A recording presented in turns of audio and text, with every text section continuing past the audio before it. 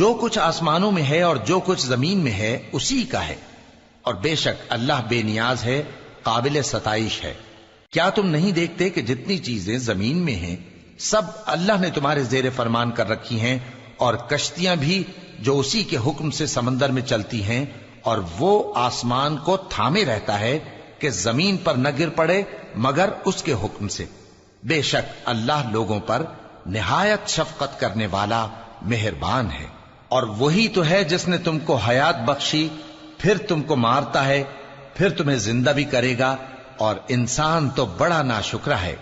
हमने हर एक उम्मत के लिए बंदगी की एक राह मुकर्रर कर दी है कि उसी तरह वो बंदगी करते हैं। तो ये लोग तुमसे इस मामले में झगड़ा ना करें, और तुम लोगों को अपने परवरदिगार की तरफ बुलाते रहो, बेशक तुम सीधे रास्ते पर हो।